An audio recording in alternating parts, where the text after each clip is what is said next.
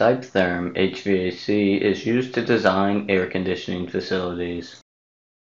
The software contains a ductwork toolbox. Using said toolbox, duct networks can be added directly to the drawing.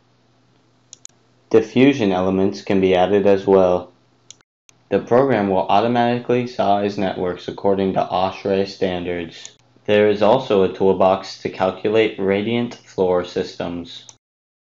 The Toshiba toolbox is used for direct expansion systems.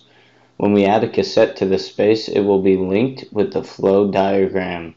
The program will check that the required thermal loads in the space are covered with the assigned systems.